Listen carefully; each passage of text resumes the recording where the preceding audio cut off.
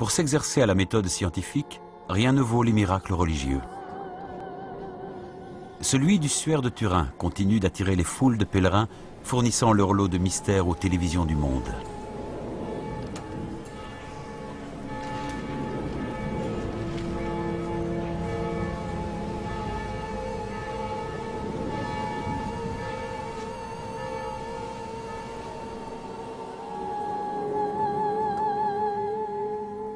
Le Saint-Suaire est un tissu de plus de 4 mètres, considéré comme le linceul qui a entouré le corps du Christ après sa crucifixion. Lors de sa résurrection, le corps de Jésus a imprimé son image de face et de dos sur le tissu. Il est l'une des plus importantes reliques de la chrétienté.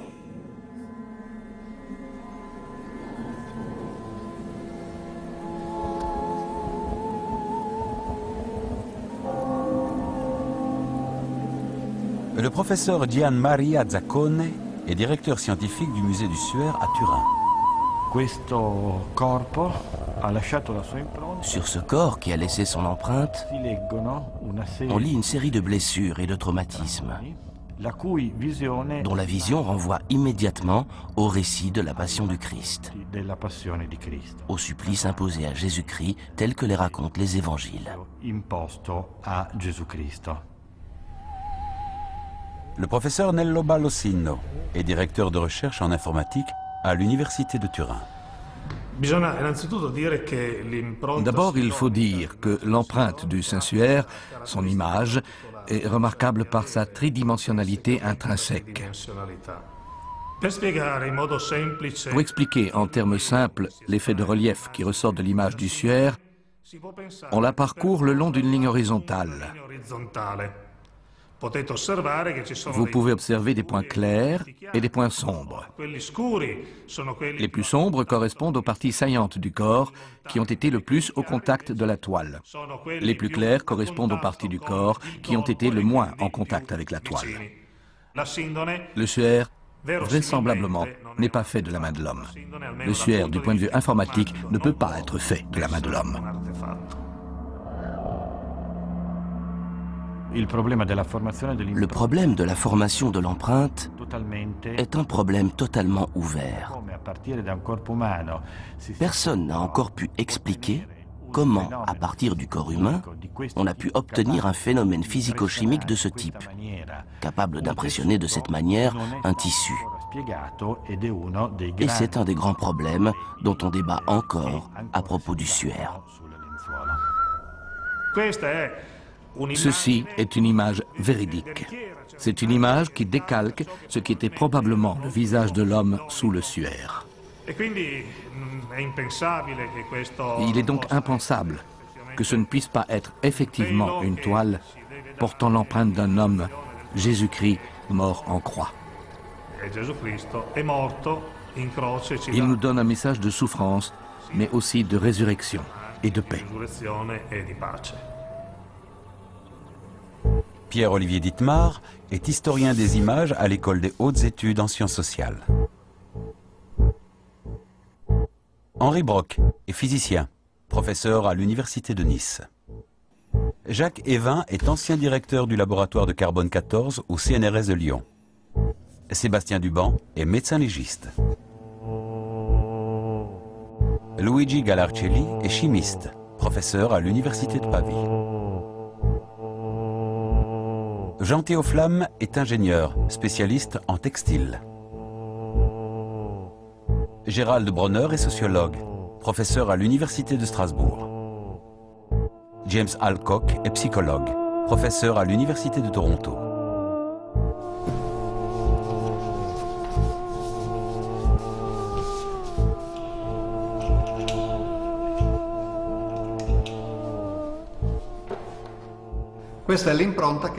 Ceci est l'empreinte que laisse un vrai corps sur un drap. Comme on le voit, c'est une image très grossière, très différente de celle du suaire de Turin, très déformée. On voit que les jambes, par exemple, mais le visage surtout, sont inidentifiables. C'est une image dépourvue de nuances, de demi-ton, donc complètement différente du suaire de Turin. Que peut-on dire de ces traces de sang? Le cuir chevelu est une zone anatomique particulièrement vascularisée et lorsqu'on inflige des blessures, même peu profondes, ce sont des blessures qui saignent abondamment. Or là, les traces de sang qui figurent sur cette image sont peu importantes.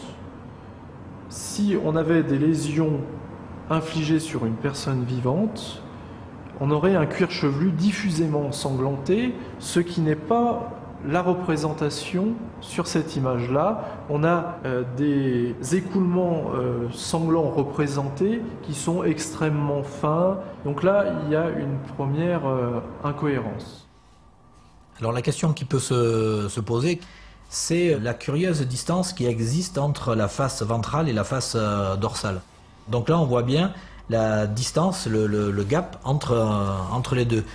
Alors que manifestement, si on enveloppe quelqu'un dans un linge, on l'enveloppe comme ceci, on doit avoir l'image ventrale, puis les cheveux, puis la nuque, puis le dos.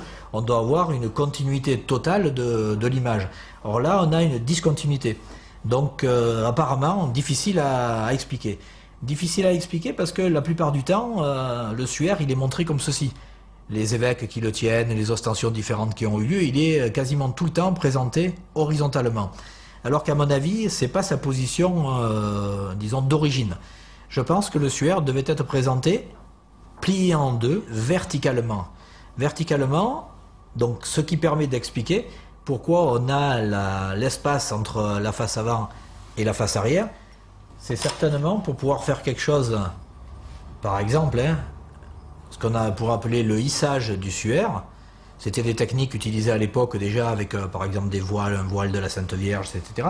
Donc imaginez la situation, vous êtes dans l'église de Lirey, dans la collégiale, et puis vous avez quelque chose comme ceci qui se lève. Et donc là, vous avez l'avantage de pouvoir le voir soit d'un côté, soit de l'autre, et les deux images étant donc effectivement bien à la même hauteur, grâce au décalage qui a été introduit. La représentation donnée est plutôt celle d'un corps en position verticale qu'un corps en position horizontale. Face à ces observations, j'ai le sentiment que l'image n'a pas été produite à partir d'un corps de personnes décédées, mais qu'il s'agit d'une représentation et non pas d'une empreinte telle qu'on peut l'imaginer. L'idée de représenter le Christ mort prend une nouvelle importance au XIe siècle avec l'apparition des crucifix sculptés. On peut voir sur cette image que le Christ a les yeux ouverts, qu'il est habillé. Ici, une image très colorée. C'est absolument pas un Christ souffrant, mais au contraire un Christ victorieux qui survit à la mort. Tout change au XIIIe siècle avec l'influence de l'héritage franciscain dans l'art. Le fait que saint François ait reçu les stigmates donne une nouvelle importance à la mort du Christ, à la passion et à la crucifixion. Et les artistes donnent des représentations du Christ qui sont plus souffrantes, plus douloureuses. Le fait qu'il soit nu, le fait qu'il y ait des taches de sang autour de la couronne d'épines, le caractère extensif de son corps, sa relative maigreur, la longueur effectivement des bras, des doigts. Ces trois éléments renvoient vers une dimension, disons, très expressive de la mort qui se développe au XIVe, XVe siècle. Pourquoi quand on regarde un négatif du suaire de Turin, on voit une image plus prégnante? Alors c'est une image qui n'a pas plus d'informations que celle qui est en positif. Par contre, elle est beaucoup plus parlante pour nous, pour le cerveau humain. Pourquoi? Parce que quand on regarde un visage, quand vous allez regarder par exemple mon visage, on va voir la partie qui est sur le nez, on va la voir plus éclairée que la partie au niveau des orbites. Donc les cerveaux humains décodent les visages humains comme ce qui est en relief est plus éclairé que ce qui est en profondeur. Et donc, quand on prend le suaire de Turin, qui est une image comme ceci, si on fait un négatif, ça sera beaucoup mieux décodable par un cerveau humain, puisque j'aurai le nez plus clair et les orbites plus foncées, puisqu'on inversera les tonalités. L'image du suaire, telle qu'on la connaît aujourd'hui, c'est avant tout l'image produite par Pia en 1898, qui est donc le négatif d'une photographie. On peut dire sans doute que Pia est le véritable inventeur du Saint-Suaire, dans le sens où cette relique a peu ou pas de succès au cours du Moyen-Âge. C'est une relique vraiment secondaire. Et effectivement, c'est le couplage entre cette relique et la photographie qui fait le succès de cette image, qui est une image moderne, qui est une image contemporaine. On a un support finalement, un linge avec une image dessus. Ben, si on arrive à dater le linge, évidemment, on date l'image qui est forcément postérieure au linge. Le linge, comment on peut le dater? Ben, le linge, c'est du lin en tissage. Il a été fait avec le lin, la plante. Et il se trouve que la plante, c'est un être vivant. Tous les êtres vivants dans notre atmosphère sur Terre ont un taux constant de carbone 14, qui leur est propre, et qui conserve tant qu'ils sont vivants, parce qu'on absorbe du carbone 14 radioactif, on en recrache et ça maintient un taux constant. Donc, quand l'être vivant, la plante en l'occurrence, meurt, le lin est coupé pour faire le lin, le tissu qui servira après de faire du linge, eh bien le carbone 14 radioactif se désintègre petit à petit. Et donc on a un nombre d'atomes au départ, qui est maintenu constant tant que l'être est vivant. Quand l'être est décédé ou coupé dans le cas du lin, à ce moment-là, le carbone 14 se désintègre. Donc on compte combien il reste de carbone 14, comme on sait combien il y en avait au départ, parce que c'était taux constant, on en déduit l'âge de l'objet.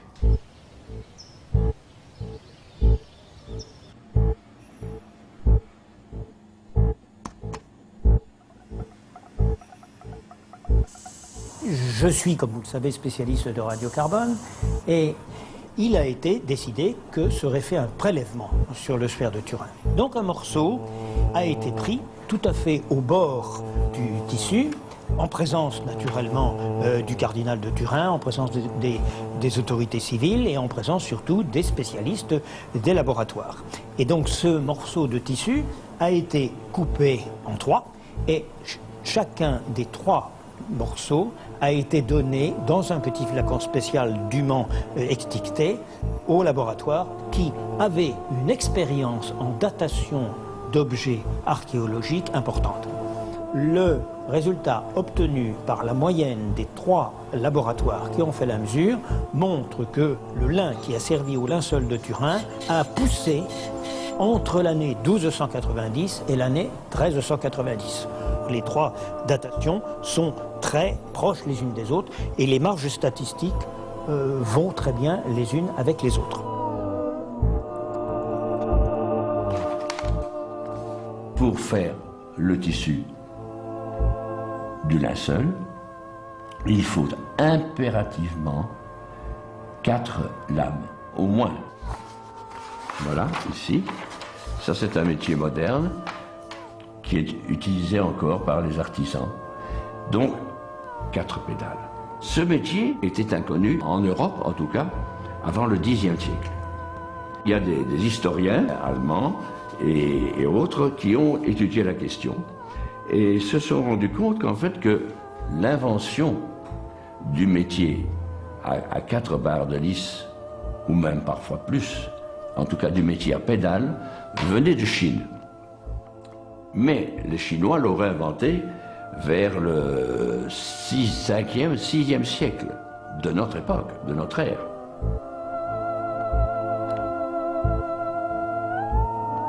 Il n'était pas possible, à l'époque de Jésus, de tisser ce genre de tissu.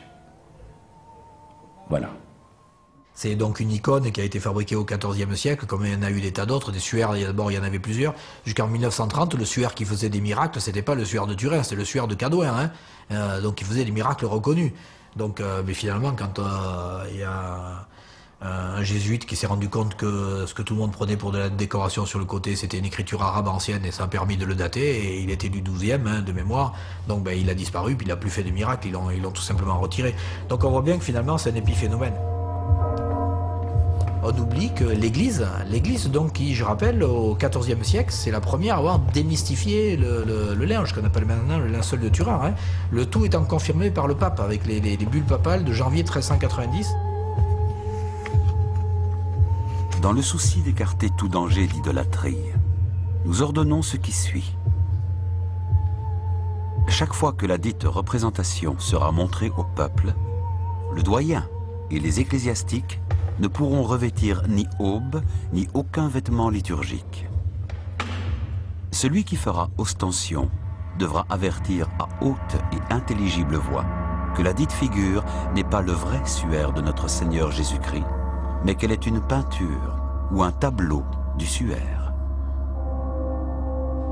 Bulle du pape Clément VII, le 6 janvier 1390.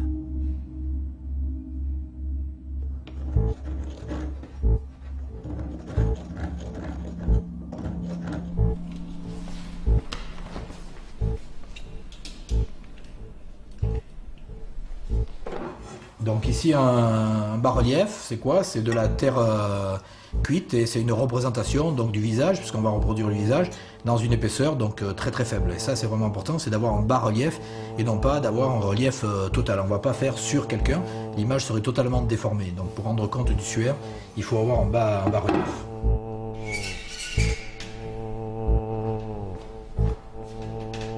Je prends la toile de lin humidifiée et je l'applique.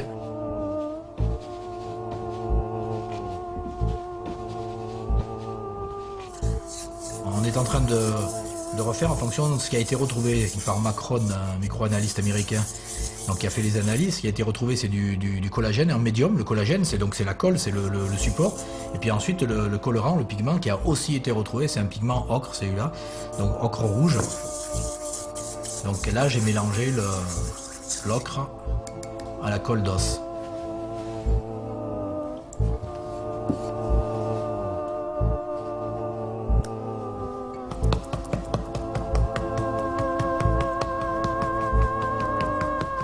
Et en tapotant comme ça, évidemment, on laisse plus de pigment sur les parties saillantes du bas-relief que sur les parties en creux.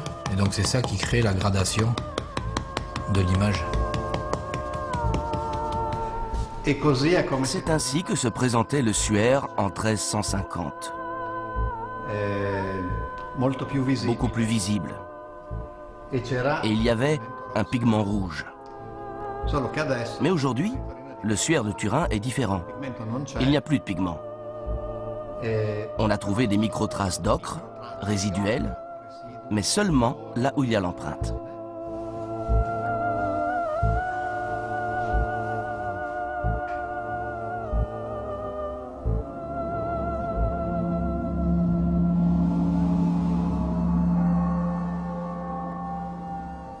Le fait qu'il y ait des colloques de syndonologie, hein, l'étude du syndone, du suaire, du linceul, quoi. Qu'est-ce que c'est qui peut, disons, pousser à ce qu'il y ait de tels congrès? Tout d'abord, c'est un effet médiatique, parce que les médias sont vraiment intéressés, puis les médias sont très souvent plus intéressés par un côté mystérieux, par faire mousser le mystère que par essayer de donner les explications, alors que les explications, on les a. Donc déjà, il y a toute cette mousse médiatique qui est autour du suaire. Et puis il se trouve que les gens qui sont impliqués dans ces soi-disant études, ils vont faire finalement à peu de frais, ils vont se faire une gloriole, puisqu'ils vont pouvoir se retrouver dans les médias, ils vont être présentés comme l'expert qui a réussi à montrer qu'il y avait un effet 3 dimensions dans le suaire, etc., qui a montré qu'il y avait eu un corps, qui a montré qu'il y avait eu une résurrection et tout. Et puis, à ce moment-là, ils auront l'appui des croyants, qui pour eux estiment que le fait de montrer que le suaire est authentique, ça va accréditer l'historicité d'un personnage qui aurait ressuscité à telle époque. Et donc du coup, il y a tout un support, donc ça veut dire qu'il y a une confluence de forces qui font que c'est beaucoup plus médiatique de mettre les choses pro-authenticité que de montrer ce qu'il en est, à savoir une mystification qui date du XIVe siècle. Je ne citerai aucun nom, mais je connais plusieurs maisons d'édition importantes, ainsi que plusieurs chaînes de télévision qui ont diffusé des programmes ou publié des livres à condition que la fin soit modifiée. Par exemple, il est arrivé qu'un éditeur exige que l'on indique dans un livre qu'aucune preuve n'a pu être établie et que les recherches pour en obtenir se poursuivent. Bref, de rester vague. Selon ces responsables, personne ne voudrait regarder un programme où ce qui a été dit n'avait finalement aucun sens. Il faut donc garder une part de mystère.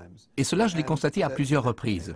C'est qu'un programme basé sur la rationalité n'attire pas beaucoup de gens, et donc par ricochet, ne suscite pas l'intérêt des publicitaires. Imaginez pour la région de Turin 5 millions de pèlerins avec une dépense moyenne de l'ordre de 250-300 € que les gens vont laisser déplacements, restaurants, hôtels, etc. En comptant simplement 300 € pour 5 millions de pèlerins, ça veut dire 1,5 milliard d'euros pour la région turinoise. Donc c'est une manne financière qu'aucune région ne va refuser. Donc à l'heure actuelle, c'est une exploitation marketing d'un produit parce qu'on sait que ça attire les foules, quoi. Donc ni plus ni moins, c'est uniquement une utilisation, disons, commerciale qui en est faite.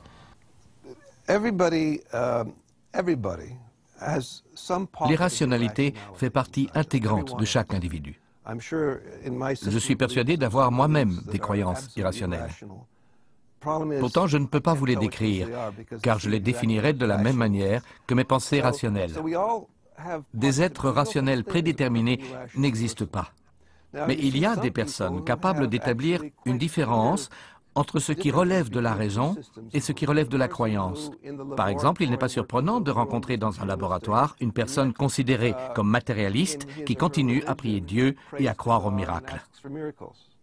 Je ne connais personne sur cette terre, il en existe peut-être, mais je ne connais personne ou je n'ai rencontré en tout cas personne qui n'était pas porteuse de toutes sortes de croyances. Tout simplement parce qu'évidemment, les croyances sont quelquefois très organisées en systèmes religieux, politiques, idéologiques. Elles se font connaître en tant que telles. Je suis chrétien, je suis de droite, je suis d'extrême gauche, etc. Je suis trotskiste. Ça sont des systèmes idéologiques ou des systèmes de croyances qui se donnent en tant que tels. Mais il y a beaucoup d'autres systèmes de croyances qui sont parfaitement invisibles. J'ignore que ce sont des croyances. Toutes sortes de rumeurs, par exemple. Quand la première guerre du Golfe a commencé, je me souviens que Saddam Hussein priait avec son peuple pour que Allah leur apporte la victoire.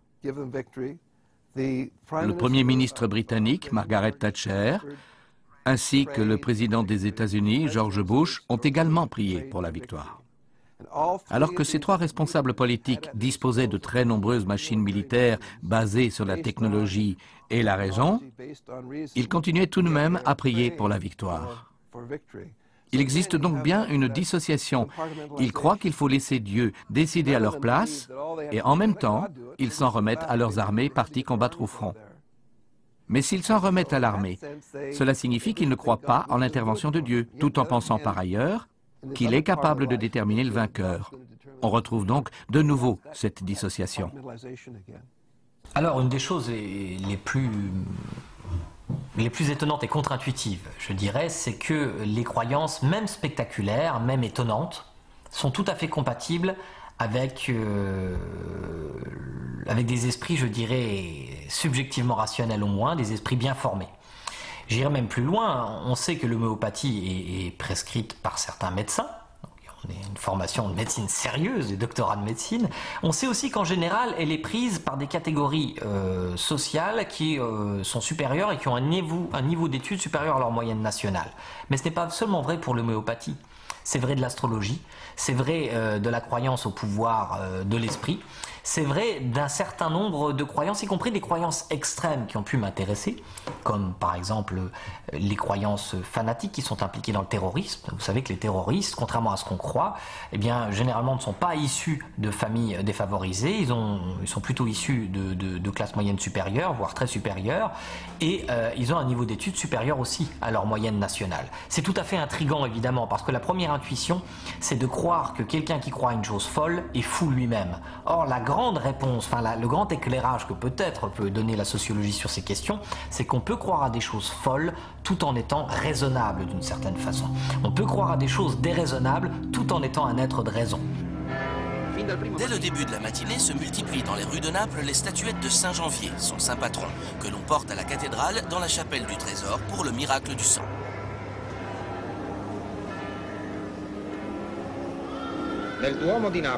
À la cathédrale de Naples, en septembre, se renouvelle le miracle du sang de Saint Janvier, l'évêque de Bénévent qui fut décapité devant le juge Timothée. Quand le sang gicla, sa vieille nourrice, Eusébia, le recueillit dans 2 ampoules qui, conservées dans un coffre, sont montrées aux fidèles.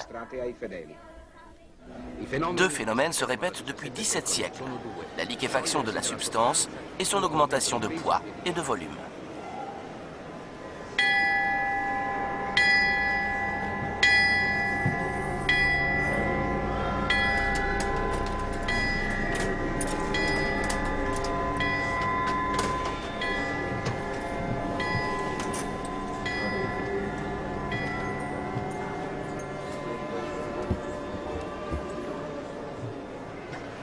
maintes hypothèses avancées pour une explication naturelle se sont avérées insuffisantes. En cette année sainte, l'annonce du prodige est considérée de bon augure pour le monde catholique et pour Naples, qui se rassemble pour la bénédiction.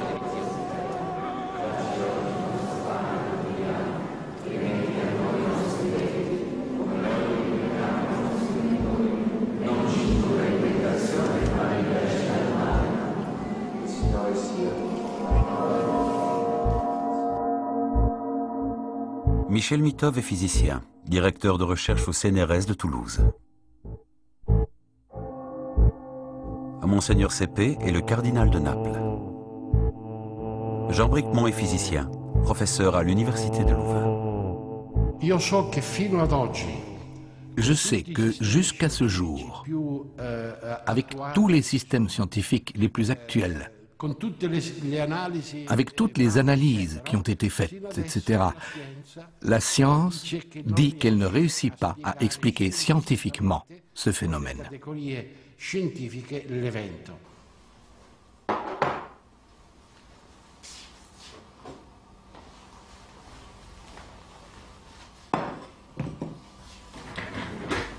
Voilà, là on a à peu près tout pour réaliser le miracle de Saint-Janvier.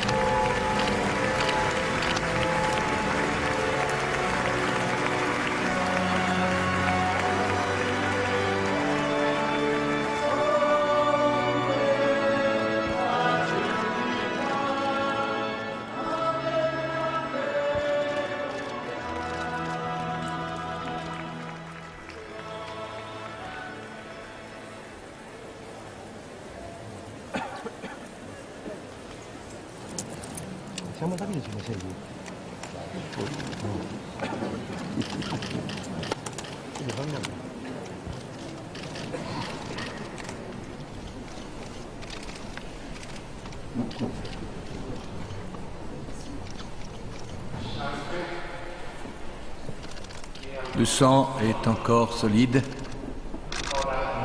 Il n'est pas encore liquide.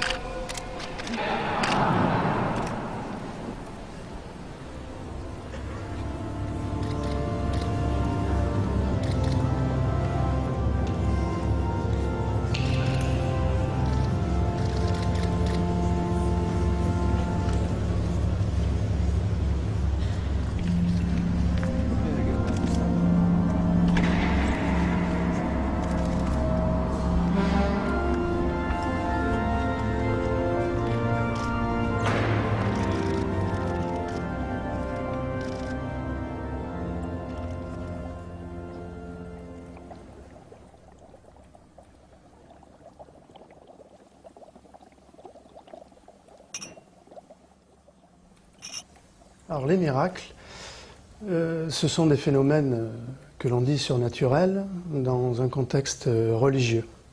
Donc partant de là, il est important de distinguer ce qui relève de la croyance religieuse, au sujet de laquelle ce que le scientifique a à dire n'a aucun intérêt, de ce qui relève du phénomène physique en lui-même, que le scientifique peut mettre à l'épreuve, discuter, peut-être chercher à reproduire. On est face à un phénomène surnaturel, au-delà de la nature. Est-ce qu'on n'a pas un phénomène naturel qui nous permette de le reproduire avec les mêmes caractéristiques et dans les mêmes conditions? Comment il se liquéfie? Pourquoi il se liquéfie? Et comment il devient solide ensuite?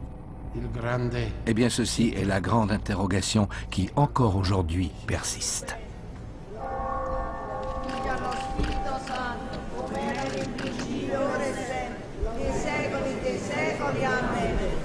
ringraziamo la Santissima Trinità, Sciarada San Gennaro, Padre produttore di sta città.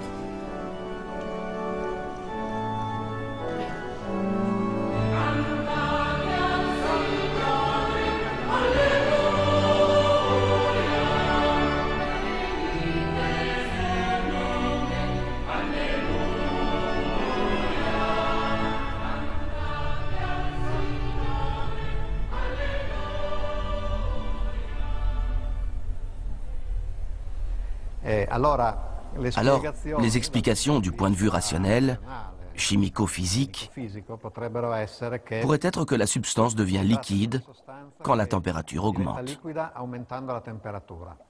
Le fluide est décrit comme gélatineux au mois d'avril-mai, comme complètement fluide au mois de septembre, voire même dès l'ouverture des portes du coffre dans lequel il est conservé. Et en décembre, la transition est très difficile à venir, et voire même absente. Donc, de toute évidence, il y a une corrélation à faire entre la température et l'état du fluide. Il y a une recette qui a été donnée dans des livres anciens, on trouve même dans le Larousse du 19e siècle, ou dans un livre qui s'appelle « Des sciences occultes », qui date de 1829. On trouve une recette qui est assez simple, qui consiste à prendre du spermaceti. Donc, le spermaceti, c'est ce qu'on peut voir ici. Donc on prend cette substance, on la fait fondre. Ensuite on prend de l'Alcana tinctoria. Alcana tinctoria, ce sont des racines d'orcanette séchées. C'est un fort colorant rouge. C'est utilisé depuis l'Antiquité. On les broie et on va obtenir donc un mélange, c'est le même dans les deux ampoules, qui a une propriété, c'est de faire une transition de phase en fonction de la chaleur.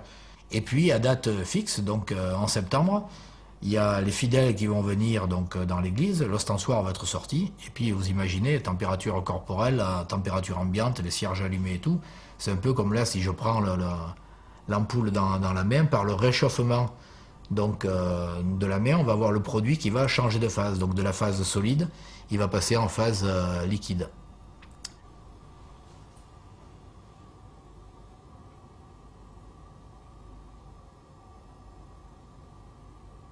Et le phénomène est totalement réversible. Ce peut être aussi un phénomène de thixotropie. La propriété qu'ont certains gels, certaines gélatines, de passer de l'état solide à l'état liquide par l'effet de sollicitation mécanique. Choc, secousse, mouvement, etc. Pendant la cérémonie, la relique est prise en main, retournée, manipulée plusieurs fois, pour voir si le sang est devenu liquide. Et ce sont précisément ces mouvements qui provoquent la liquéfaction. Alors ici, je prends de l'eau banale, simplement j'ai mis un colorant dedans et je vais remplir un bécher d'une certaine quantité. Ici, j'ai un trait pour faire un repère. Et je vais prendre ici une poudre qui est en fait une argile synthétique qu'on appelle l'aponite, qui est faite de silice et de magnésium. Et je vais incorporer progressivement cette poudre dans mon flacon.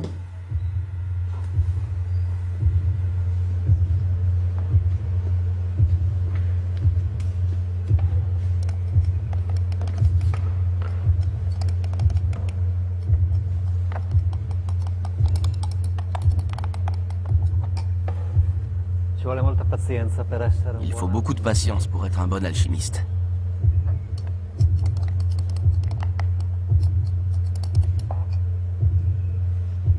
Si j'attends quelques heures, voilà ce que devient cette solution que j'ai mis dans ce flacon. Eh bien, on a une matière qui a l'allure d'un gel tremblotant, mais qui a une consistance solide.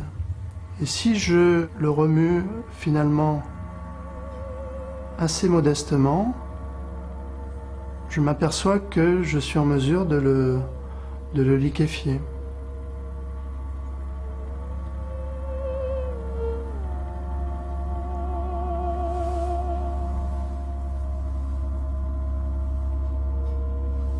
Et si je secoue un peu plus, à ce moment-là, je vais le fluidifier considérablement. Là, vous avez quelque chose de complètement fluide maintenant, regardez.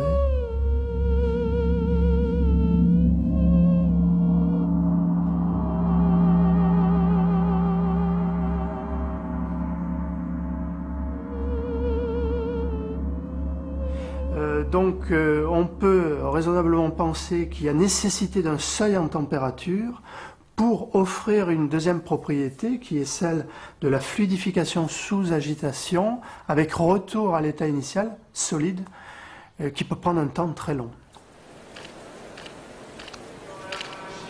Le sang est liquide.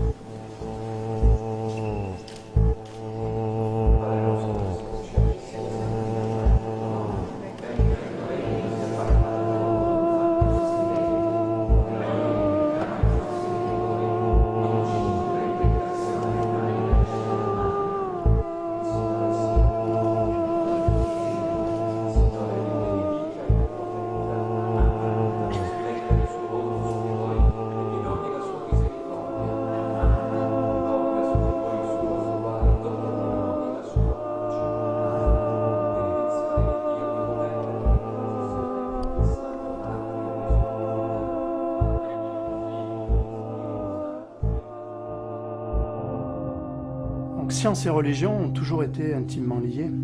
À une époque, les prêtres dans l'Antiquité utilisaient des astuces scientifiques et technologiques très sophistiquées pour ouvrir les portes des temples à distance, faire jaillir de l'eau des fontaines. Quand on parle de foi, on ne peut pas faire une analyse rationaliste. La foi est quelque chose que l'on a et que l'on exprime, ou que l'on n'a pas. Et il n'y a aucun raisonnement au monde qui peut analyser ça. Même quand le Seigneur Jésus faisait des miracles, tous n'y croyaient pas. Les miracles de Lourdes, tous ne les acceptent pas. Tous ne les acceptent pas en tant que miracles. Parce qu'on se trouve dans deux domaines différents, non pas en conflit, non pas que l'un dise une chose contre une autre, mais différents. Je pense que le conflit existe en substance, et dans la seule mesure où il n'existe pas, c'est parce que les religieux ont battu en retraite. Mais je dirais que même ce que j'appelle le Dieu métaphysique est en conflit, si pas avec la science, avec l'esprit de la science. Parce que pourquoi parler de quelque chose dont on ne peut rien savoir? L'esprit de la science, c'est d'essayer de tester ce qu'on sait, de parler de choses qu'on peut tester, puis le reste, on n'en parle pas. Le phénomène de Saint-Janvier, qui n'est pas appelé miracle, je le répète, mais prodige, le prodige de Saint-Janvier, c'est cela. Le prodige de Saint-Janvier, c'est un peuple. Le prodige de Saint-Janvier, c'est cette foi en une présence qui réussit encore à créer une communauté. Comment peut-on penser que tout ceci n'est pas vrai? S'il est vrai que nous sommes ce que nous sommes, nous tous, en tant qu'êtres humains, nous portons en nous une présence. Et ce n'est pas l'ADN qui nous est transmis, mais tant d'autres choses en même temps que cet ADN. Eh bien, c'est cela, le vrai miracle.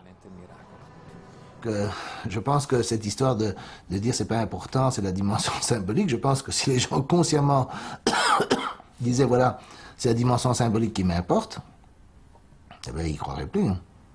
Et je pense que tout ce discours, c'est pour éviter d'affronter la question de la vérité. Mais c'est absurde parce que les gens qui tiennent ce discours ne veulent pas reconnaître que les gens qui croient, en fait, croient parce qu'ils croient, comme moi je crois que la bataille de Waterloo a lieu en 1815.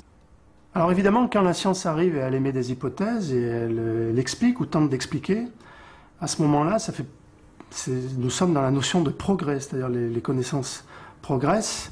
On donne aux personnes les outils pour comprendre le monde qui nous entoure. Et à ce moment-là, recourir à des questions de croyance ou de superstition, eh bien, trouve des alternatives.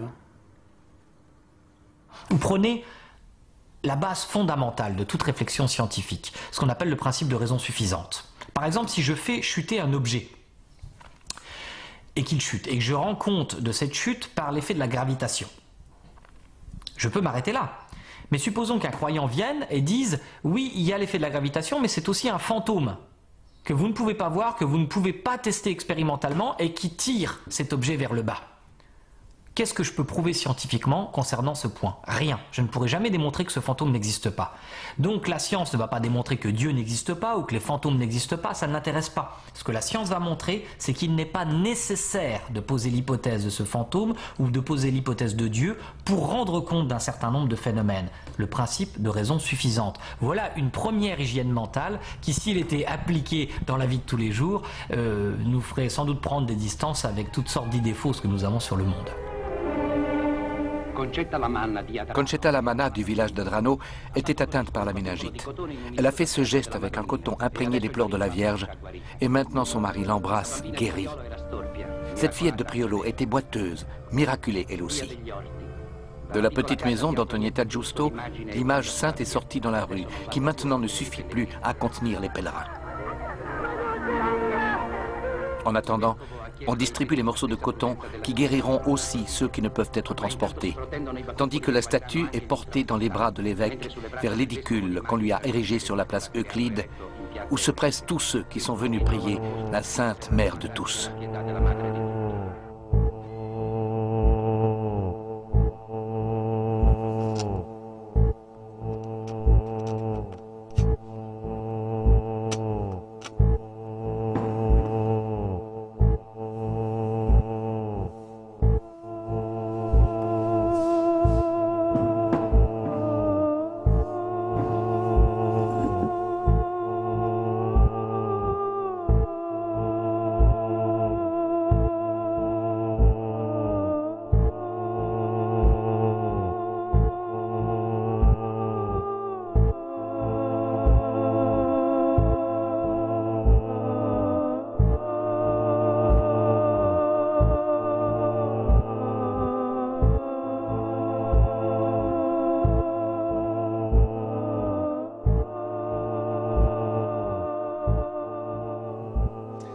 C'est intéressant de constater que dans notre société actuelle, il est encore possible d'entendre dire que des statues de la Vierge Marie peuvent produire des larmes ou que des statues de Jésus peuvent saigner.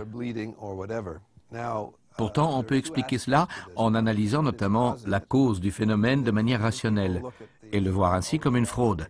Le phénomène peut être ainsi dû aux matériaux dont la statue est constituée et il n'y a jamais eu de cas de ce genre où la science s'est trouvée complètement désemparée. L'affaire de la Vierge de Syracuse advient en 1953 en Sicile. Et c'est le seul cas de statue qui pleure, reconnu comme miracle officiel par l'Église. Tous les autres, non.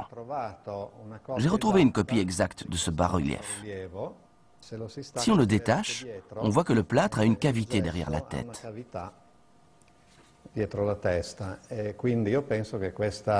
Je pense donc que cette cavité a pu servir pour placer un stratagème. Imaginons qu'on ait une statue, style statue de l'île de Pâques, voilà. Donc les statues qui sont en plâtre creux et vernissé, ben, elles sont creuses, elles ont la tête qui est creuse comme ça. Donc l'astuce, c'est simplement de faire un petit trou ici, d'injecter de l'eau et donc de remplir la cavité. Une fois qu'on a l'eau à l'intérieur, par capillarité, l'eau va se répandre partout dans le plâtre et ça va imbiber toute la statue. Comme la statue, elle est émaillée ou vernissée, mais émaillée c'est encore mieux, l'eau ne peut pas sortir. Donc l'eau s'est infiltrée partout par capillarité. Il suffit d'avoir gratté un petit peu l'émail au niveau de l'œil, de manière à avoir fait sauter l'émaillage superficiel externe. Ça va imbiber tout le plâtre et ça ne pourra ressortir qu'au niveau de l'œil. Ça va faire, à ce moment-là, il y a la tension superficielle qui va jouer, ça va former une petite bille et ça va faire une larme, tac, qui va couler. Et on va voir la statue qui va se mettre à pleurer. Tout simplement par capillarité et tension superficielle. Alors, la question que j'aime bien poser, c'est la question du tri. Comment est-ce que vous faites pour trier? Parce que des croyances de ce type-là, il y en a en Inde, il y en a en Chine, il y en a au Japon, il y en a en Nouvelle-Guinée, etc. Alors pourquoi vous croyez des trucs qui sont locaux, c'est-à-dire des trucs dans lesquels vous avez été élevé, par exemple l'astrologie ici, pas l'astrologie tibétaine ou chinoise, etc. Pourquoi est-ce que vous devez croire à des médecines comme l'homéopathie ici, qui ne sont pas populaires dans d'autres pays où ça va être de la guérison par la foi ou d'autres choses? Il y a quelque chose de très provincial au fait d'adhérer simplement à des croyances qui ne sont pas testées universellement, et je ne vois pas très bien pourquoi on devrait accepter les unes plutôt que les autres. Ce qui peut également expliquer ce phénomène, sûrement le plus intéressant, c'est l'aspect psychologique. Pourquoi les gens sont si impliqués dans ces croyances. Et ce n'est pas seulement le cas pour des statues qui pleurent, mais aussi pour d'autres phénomènes, comme lorsque les gens croient voir des visages de Jésus sur les chips de toutes sortes. Ça y ressemble, vaguement, et donc ils pensent que c'est ça. Paradoxalement, ils acceptent de croire sans preuve et en même temps, ils adorent croire à quelque chose qui semble confirmer leur foi.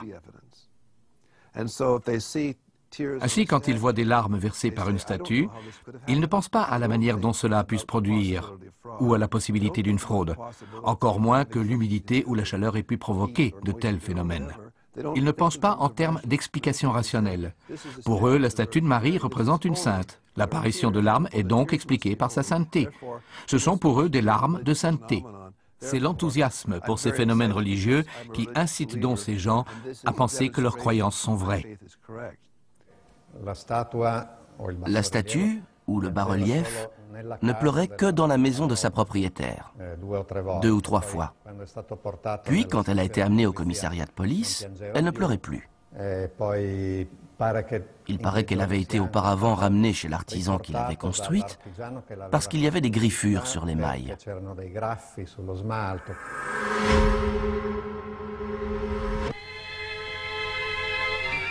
À Syracuse, État de New York, la foule accourt au miracle.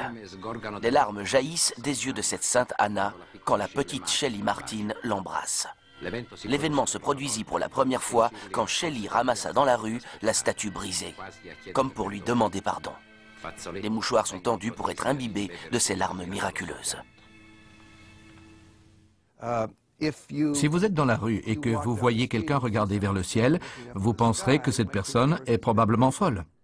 Mais si vous voyez 3 personnes regarder vers le ciel et que vous vous arrêtez ensuite pour regarder dans la même direction, et si quelqu'un d'autre arrive et constate que 4 personnes regardent vers le ciel, il se forme alors un groupe qui ne sait pas exactement ce qu'il cherche. Nous avons tous tendance à réagir de cette façon. Donc, si une foule de gens se trouve rassemblée pour observer la statue de la Vierge Marie, n'importe quel croyant est susceptible de les rejoindre.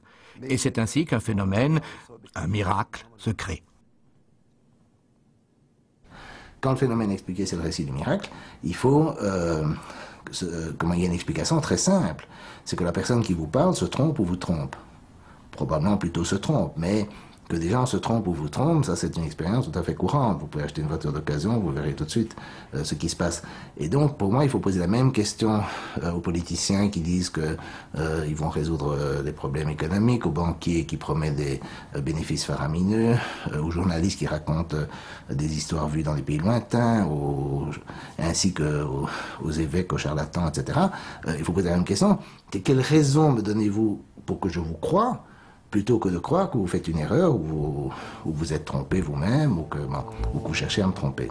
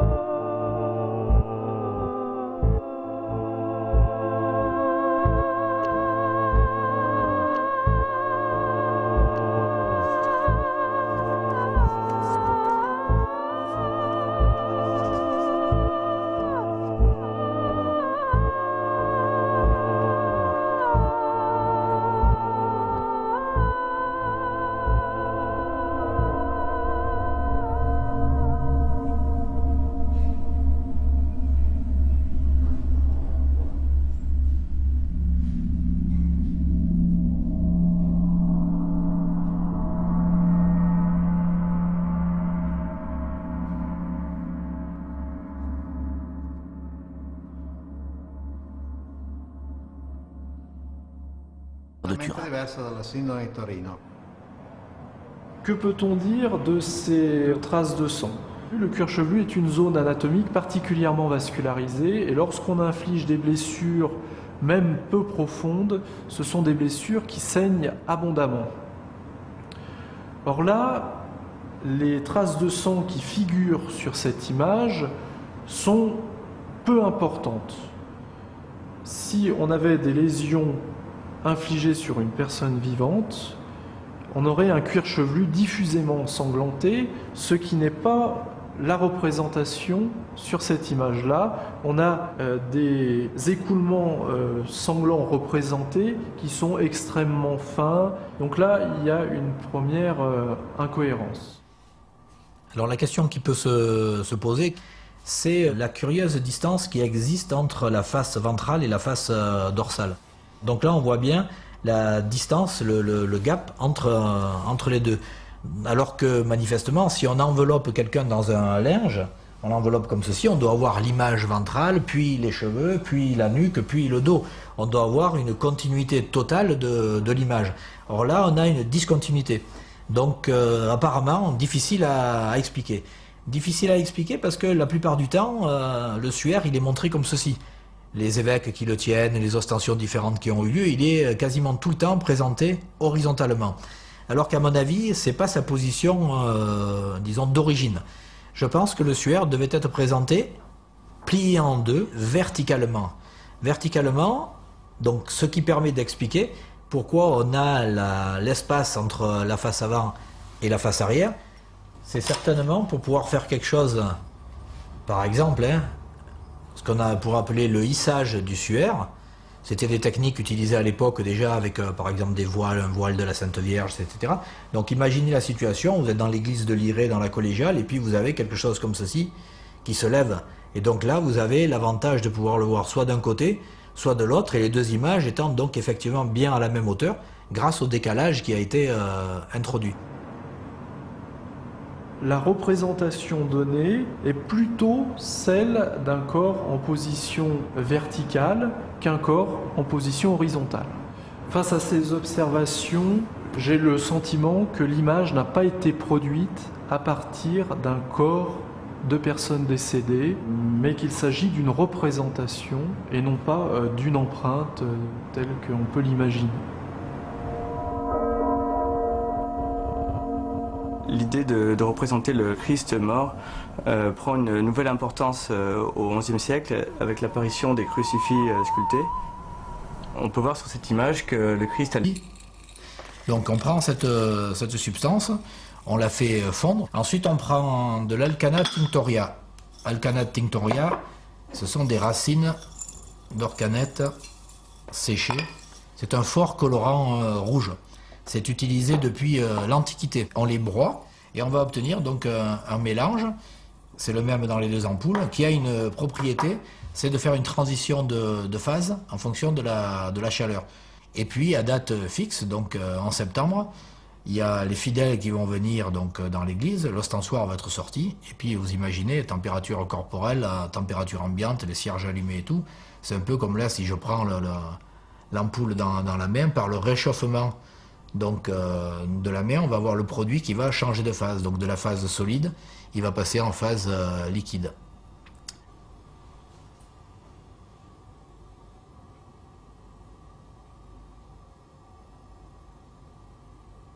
Et le phénomène est totalement réversible.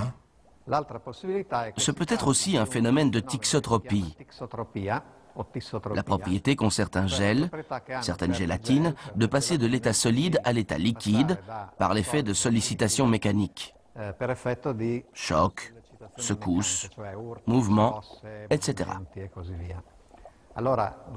Pendant la cérémonie, la relique est prise en main, retournée, manipulée plusieurs fois, pour voir si le sang est devenu liquide. Et ce sont précisément ces mouvements qui provoquent la liquéfaction. Alors ici, je prends de l'eau banale, simplement j'ai mis un colorant dedans et je vais remplir un bécher d'une certaine quantité. Ici, j'ai un trait pour faire un repère. Et je vais prendre ici une poudre qui est en fait une argile synthétique qu'on appelle l'aponite. qui est faite de silice et de magnésium. Et je vais incorporer progressivement cette poudre dans mon flacon.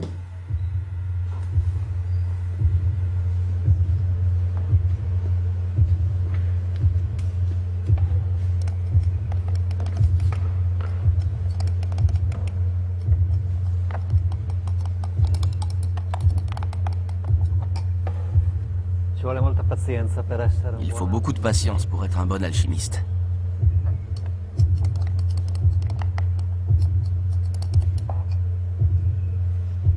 Et si j'attends quelques heures, voilà ce que devient cette solution que j'ai mis dans ce flacon.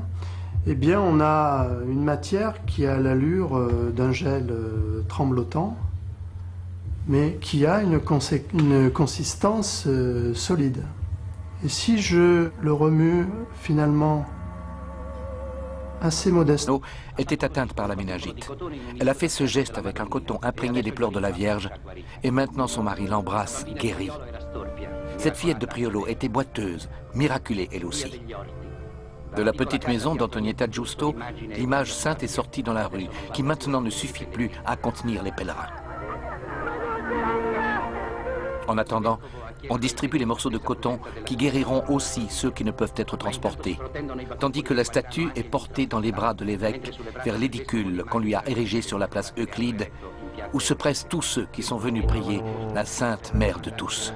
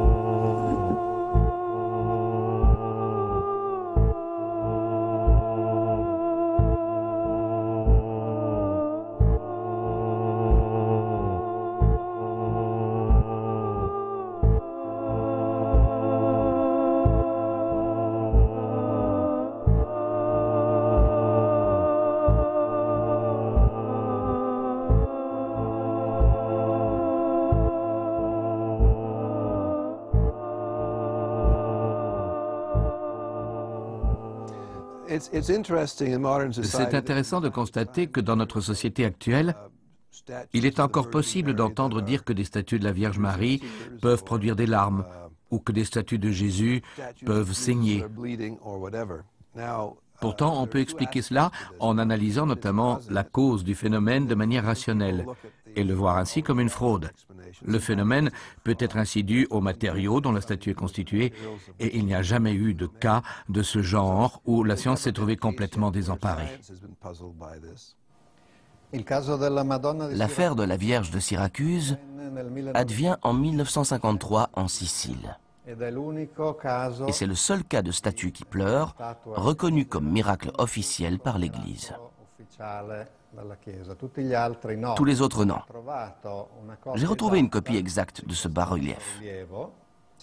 Si on le détache, on voit que le plâtre a une cavité derrière la tête. Je pense donc que cette cavité a pu servir pour placer un stratagème. Imaginons qu'on ait une statue, style statue de l'île de Pâques, voilà. Donc les statues qui sont en plâtre creux et vernissé, ben, elles sont creuses, elles ont le...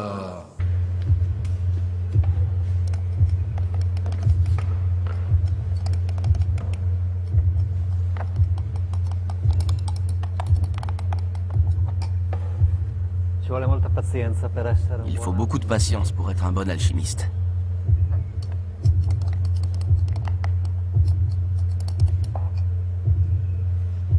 Et si j'attends quelques heures, voilà ce que devient cette solution que j'ai mis dans ce flacon. Eh bien, on a une matière qui a l'allure d'un gel tremblotant, mais qui a une consistance solide. Et si je le remue finalement assez modestement, je m'aperçois que je suis en mesure de le liquéfier.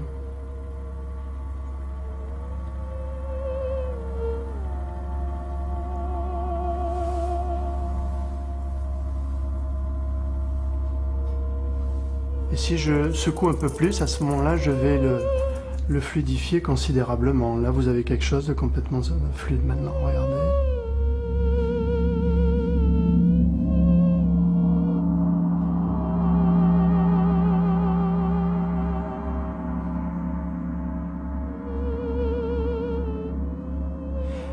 Donc on peut raisonnablement penser qu'il y a nécessité d'un seuil en température pour offrir une deuxième propriété qui est celle de la fluidification sous agitation avec retour à l'état initial, solide, qui peut prendre un temps très long.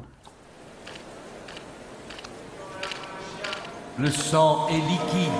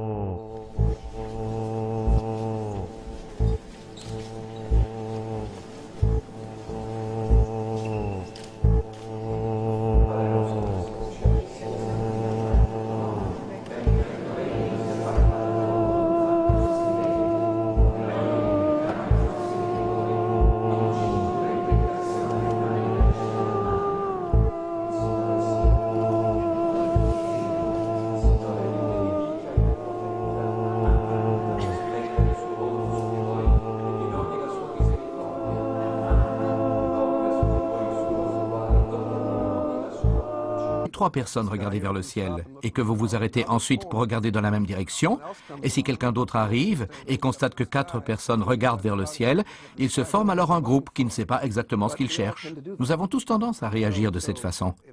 Donc, si une foule de gens se trouve rassemblée pour observer la statue de la Vierge Marie, n'importe quel croyant est susceptible de les rejoindre. Et c'est ainsi qu'un phénomène, un miracle, se crée. Quand le phénomène expliqué, c'est le récit du miracle, il faut il y a une explication très simple. C'est que la personne qui vous parle se trompe ou vous trompe. Probablement plutôt se trompe, mais que des gens se trompent ou vous trompent, ça c'est une expérience tout à fait courante. Vous pouvez acheter une voiture d'occasion, vous verrez tout de suite ce qui se passe. Et donc, pour moi, il faut poser la même question aux politiciens qui disent qu'ils vont résoudre les problèmes économiques, aux banquiers qui promettent des bénéfices faramineux, aux journalistes qui racontent des histoires vues dans des pays lointains, ainsi qu'aux évêques, aux charlatans, etc. Il faut poser la même question. Quelle raison me donnez-vous pour que je vous croie, plutôt que de croire que vous faites une erreur ou vous êtes trompé vous-même ou que vous cherchez à me tromper.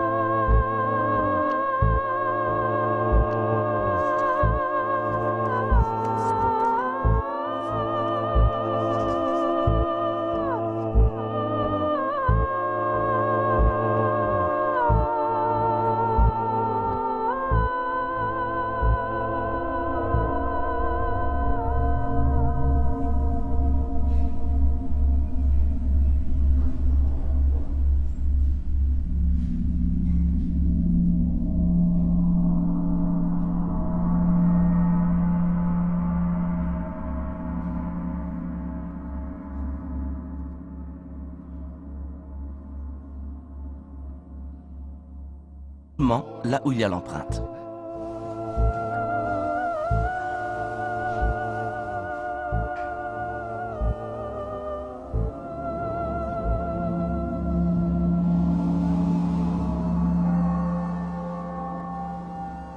Le fait qu'il y ait des colloques de syndonologie, hein, l'étude du syndone, du suaire, du linceul, quoi. Qu'est-ce que c'est qui peut, disons, pousser à ce qu'il y ait de tels congrès?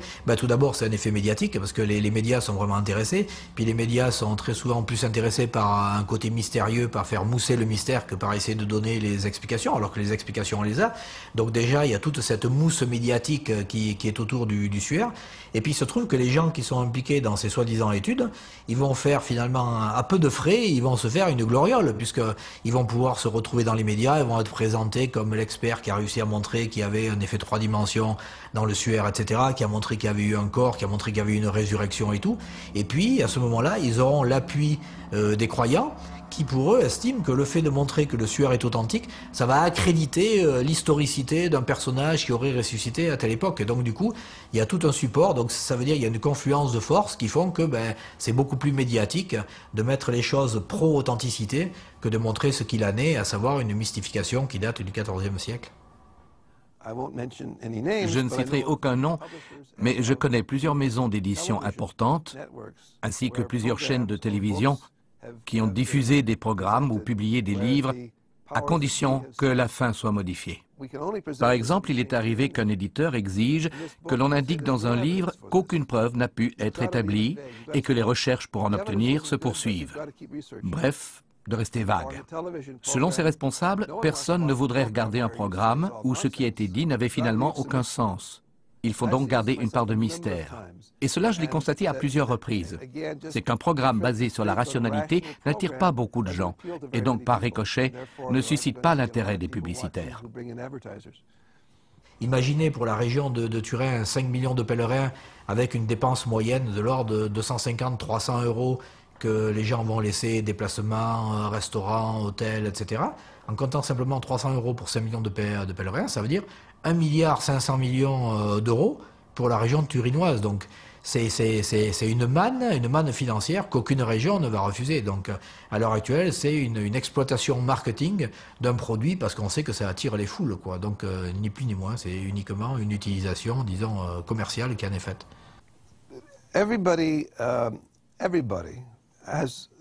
L'irrationalité fait partie intégrante de chaque individu. Je suis persuadé d'avoir moi-même des croyances irrationnelles. Pourtant, je ne peux pas vous les décrire. Ainsi que le président des États-Unis, George Bush, ont également prié pour la victoire. Alors que ces trois responsables politiques disposaient de très nombreuses machines militaires basées sur la technologie et la raison, ils continuaient tout de même à prier pour la victoire. Il existe donc bien une dissociation. Ils croient qu'il faut laisser Dieu décider à leur place et en même temps, ils s'en remettent à leurs armées parties combattre au front. Mais s'ils s'en remettent à l'armée, cela signifie qu'ils ne croient pas en l'intervention de Dieu, tout en pensant par ailleurs qu'il est capable de déterminer le vainqueur. On retrouve donc de nouveau cette dissociation. Alors, une des choses les plus étonnantes et contre-intuitives, je dirais, c'est que les croyances, même spectaculaires, même étonnantes, sont tout à fait compatibles avec des esprits, je dirais, subjectivement rationnels au moins, des esprits bien formés. J'irai même plus loin, on sait que l'homéopathie est prescrite par certains médecins. On a une formation de médecine sérieuse, des doctorats de médecine. On sait aussi qu'en général, elle est prise par des catégories sociales qui sont supérieures et qui ont un niveau d'études supérieur à leur moyenne nationale. Mais ce n'est pas seulement vrai pour l'homéopathie. C'est vrai de l'astrologie, c'est vrai de la croyance au pouvoir de l'esprit, c'est vrai d'un certain nombre de croyances, y compris des croyances extrêmes qui ont pu m'intéresser, comme par exemple les croyances fanatiques qui sont impliquées dans le terrorisme. Vous savez que les terroristes, contrairement à ce qu'on croit, eh bien, généralement ne sont pas issus de familles défavorisées, ils sont plutôt issus de classes moyennes supérieures, voire très supérieures, et ils ont un niveau d'études supérieur aussi à leur moyenne nationale. C'est tout à fait intriguant évidemment, parce que la première intuition, c'est de croire que quelqu'un qui croit une chose folle est fou lui-même. Or, la grande réponse, le grand éclairage que peut-être peut donner la sociologie sur ces questions, c'est qu'on peut croire à des choses folles tout en étant raisonnable d'une certaine façon. On peut croire à des choses déraisonnables tout en étant un être de raison. Dès le début de la matinée se multiplient dans les rues de Naples les statuettes de Saint Janvier, son saint patron, que l'on porte à la cathédrale dans la chapelle du Trésor pour le miracle du sang.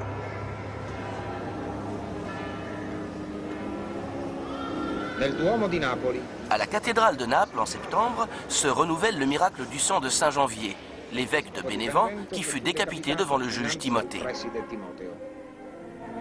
Quand le sang gicla, sa vieille nourrice, Eusébia, le recueillit dans 2 ampoules qui, conservées dans un coffre, sont montrées aux fidèles. 2 phénomènes se répètent depuis 17 siècles, la liquéfaction de la substance et son augmentation de poids et de volume.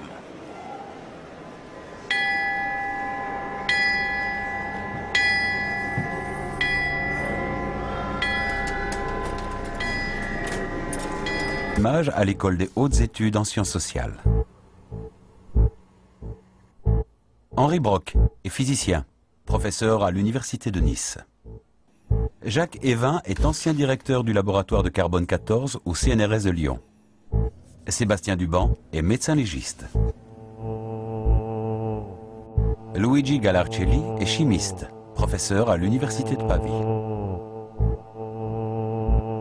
Jean Théoflamme est ingénieur, spécialiste en textile.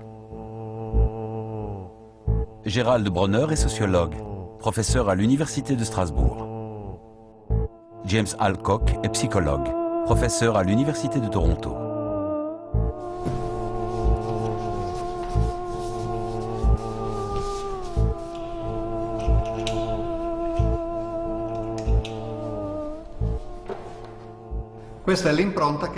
Ceci est l'empreinte que laisse un vrai corps sur un drap. Comme on le voit, c'est une image très grossière, très différente de celle du suaire de Turin, très déformée. On voit que les jambes, par exemple, mais le visage surtout, sont inidentifiables. C'est une image dépourvue de nuances, de demi-ton, donc complètement différente du suaire de Turin. Que peut-on dire de ces traces de sang? Le cuir chevelu est une zone anatomique particulièrement vascularisée et lorsqu'on inflige des blessures, même peu profondes, ce sont des blessures qui saignent abondamment. Or là, les traces de sang qui figurent sur cette image sont peu importantes.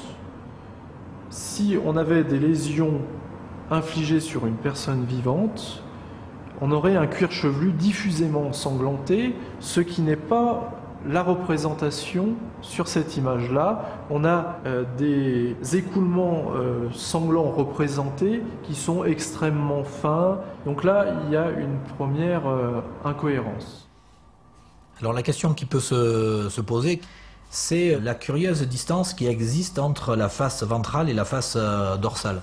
Donc là, on voit bien la distance, le gap entre les deux. Alors que manifestement, si on enveloppe quelqu'un dans un linge, on l'enveloppe comme ceci, on doit avoir l'image ventrale, puis les cheveux, puis la nuque, puis le dos. On doit avoir une continuité totale de l'image. Or là, on a une discontinuité. Donc apparemment, difficile à expliquer. Difficile à expliquer parce que la plupart du temps, le suaire, il est montré comme ceci. Les évêques qui le tiennent, les ostensions différentes qui ont eu lieu, il est quasiment tout le temps présenté horizontalement. Alors qu'à mon avis, c'est pas sa position, il a été fait avec le lin, la plante, et il se trouve que la plante, c'est un être vivant. Tous les êtres vivants dans notre atmosphère sur Terre ont un taux constant de carbone 14, qui leur est propre, et qui conserve tant qu'ils sont vivants, parce qu'on absorbe du carbone 14 radioactif, on en recrache et ça maintient un taux constant. Donc, quand l'être vivant, la plante en l'occurrence, meurt, le lin est coupé pour faire le lin, le tissu qui servira après de faire du linge, eh bien le carbone 14 radioactif se désintègre petit à petit. Et donc on a un nombre d'atomes au départ qui est maintenu constant tant que l'être est vivant. Quand l'être est décédé ou coupé dans le cas du lin, à ce moment-là, le carbone 14 se désintègre. Donc on compte combien il reste de carbone 14, comme on sait combien il y en avait au départ parce que c'était taux constant, on en déduit l'âge de l'objet.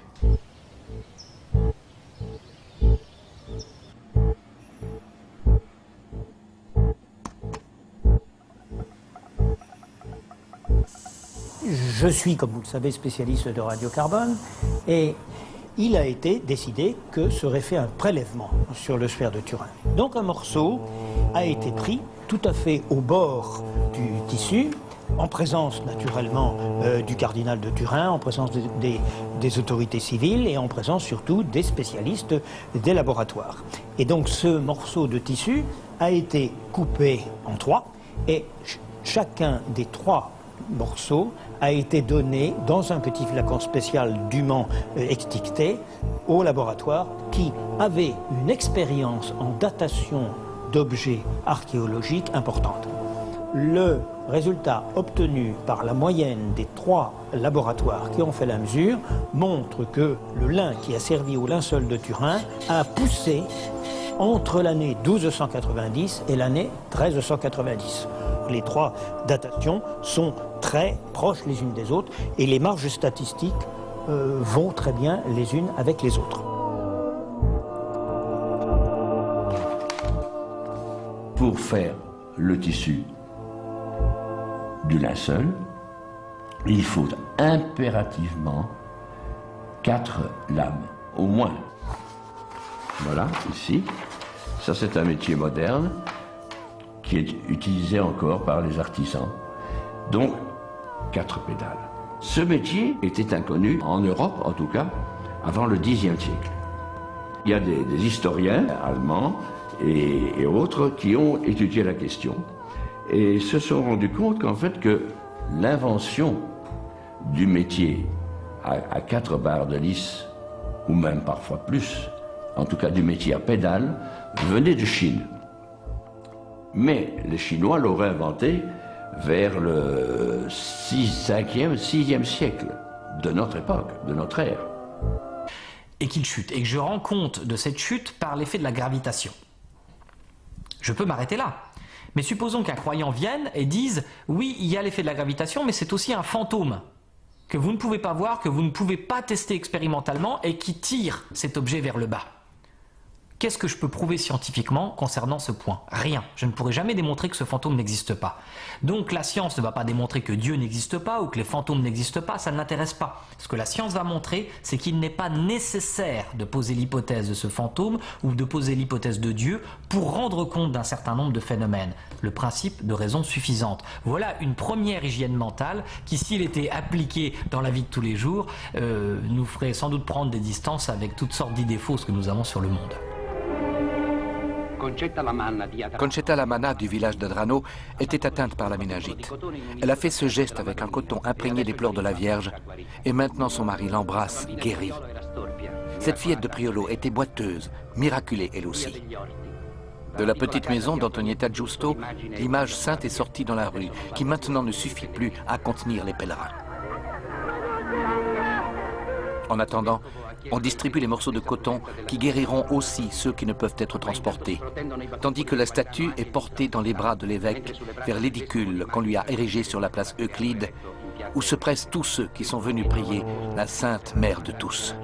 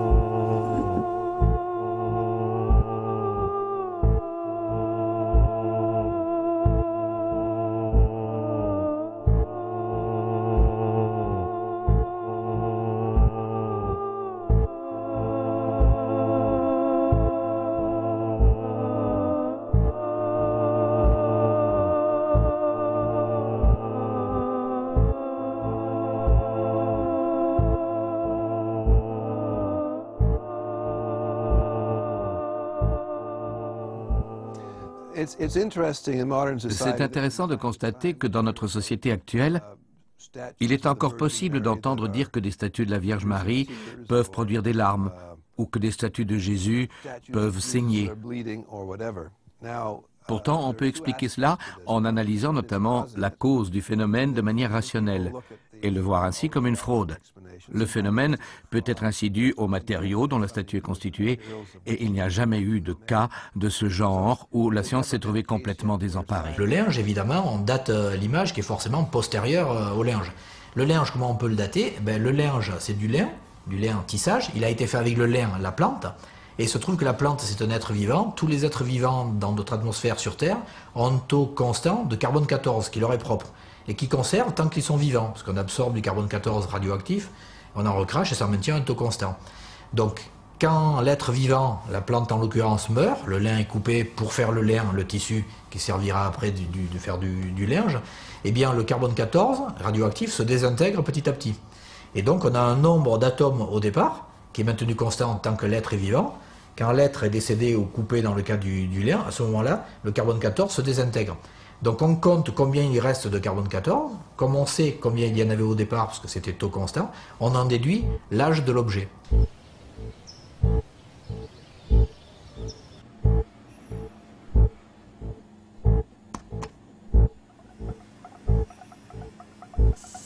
Je suis, comme vous le savez, spécialiste de radiocarbone et il a été décidé que serait fait un prélèvement sur le sphère de Turin. Donc un morceau a été pris tout à fait au bord du tissu, en présence naturellement du cardinal de Turin, en présence des autorités civiles et en présence surtout des spécialistes des laboratoires. Et donc ce morceau de tissu a été coupé en trois et chacun des trois morceaux a été donné dans un petit flacon spécial dûment extincté au laboratoire qui avait une expérience en datation d'objets archéologiques importante. Le résultat obtenu par la moyenne des trois laboratoires qui ont fait la mesure montre que le lin qui a servi au linceul de Turin a poussé entre l'année 1290 et l'année 1390. Les trois datations sont très proches les unes des autres et les marges statistiques vont très bien les unes avec les autres. Pour faire le tissu du linceul, il faut impérativement 4 lames, au moins. Voilà, ici. Ça, c'est un métier moderne qui est utilisé encore par les artisans. Donc, 4 pédales. Ce métier était inconnu, en Europe en tout cas, avant le Xe siècle. Il y a des historiens allemands et autres qui ont étudié la question et se sont rendus compte qu'en fait que l'invention du métier à 4 barres de lisse, ou même parfois plus, en tout cas du métier à pédales, venait de Chine. Mais les